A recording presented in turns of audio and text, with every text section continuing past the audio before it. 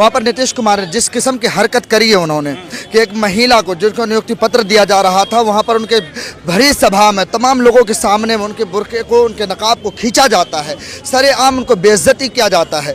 लिहाजा मैं आपको बताऊँ, नुसरत परवीन जो डॉक्टर है जिनको नियुक्ति पत्र दिया जा रहा था, उनका जो नकाब को खींचा गया, वहाँ पर जो सरेआम उनकी जो बेइज्जती की गई, वो नुसरत परवीन उनकी सहेलियों का कहना है कि जब मैं कॉलेज में वो पढ़ती थी, कॉलेज में पढ़ने के लिए भी जाती थी, तो हमेशा जो है हिजाब बाहिजाब रहा करती थी। तो एक गैर निषाद को कैसे देख रहे हैं जो बयान संजय निषाद? मैं इस संजय निषाद से ये मैं कहना चाहूँगा, ये बेतुका बयान और बेगैरती वाला बयान उन्होंने दिया है। अगर ये मामला उनकी बेटी के साथ होता, उनकी बहनों के साथ होता, उनकी बीवी के साथ होता, क्या संजय निषाद का यही बयान होता? क्या संजय निषाद यही कहता कि कहीं और किसी और जगह अगर छू लेता तो क्या होता?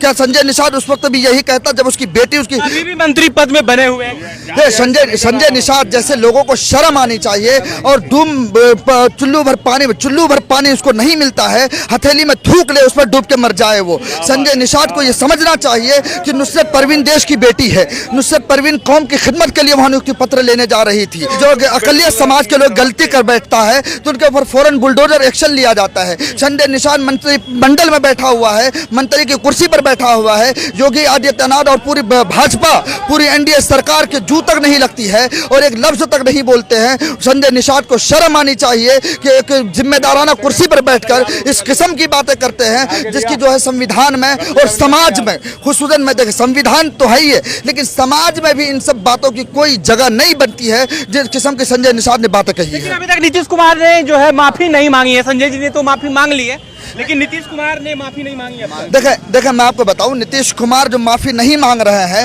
ये उनकी बेगैरती है, ये उनके गैर जिम्मेदाराना तरीका है। उनको चाहिए, जिस तरह का आप एहतजाज यहाँ देख रहे हैं, आले मोहम्मद इकबाल और शोएब इकबाल की सरपरस्ती में ये जो एहतजाज हो रहा है, नीतीश कुमार जी को चाहिए था कि पहले ही शुरू में उनको माफी मांग लेनी चाहिए। वरना ऐसा भी हो सकता है कि मुस्लिम समाज, ये कम्युनिटी जो है, वह सिर्फ एक नुसरत परवीन का मामला नहीं है। हिजाब का मामला जो है पूरी कौम का मसला है, पूरी बेटियों का मसला है।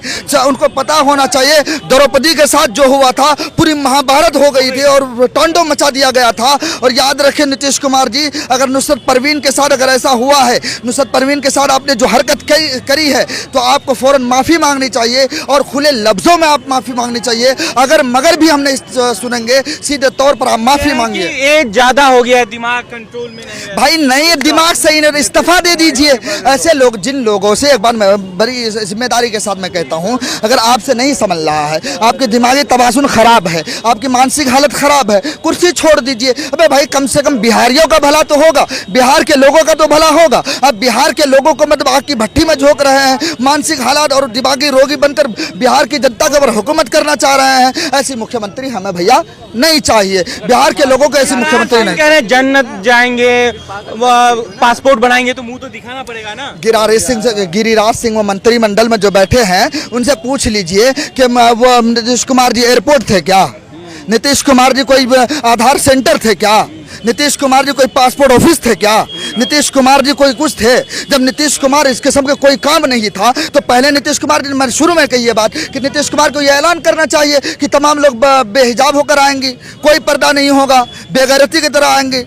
तो क्या चाहते हैं आप लोग? मैं सीधे तौर पर यह कहता हूं, नीतीश कुमार जी, आपका मानसिक हालत सही नहीं है, आप दिमागी तौर पर कमजोर हो चुके हैं। इसलिए बिहार को दिमागी कमजोर वाला इंसान नहीं चाहिए। आप बिहार की कुर्सी को छोड़ दीजिए, इस्तीफा दे दीजिए। हम लोग कुछ नहीं कर, बस इस्तीफा की मांग कर रहे हैं। मौलाना का कहना है कि जो जिम्मेदार मौलाना है कि देश भर में प्रोटेस्ट होगा अगर नीतीश जी माफी नहीं मांगते हैं तो। 31 तारीख तक उन्हें डेट दिया है। देखें आप, आले मोहम्मद इकबाल साहब जो मटिया महल के विधायक हैं, उन्होंने आगाज कर दिया है। इब्तिदाए इश्क है रोता है क्या, आगे आगे देख होता है क्या। इन्होंने आगाज कर दिया है और आगे का अंजाम नीतीश कुमार जी तैयार रहे।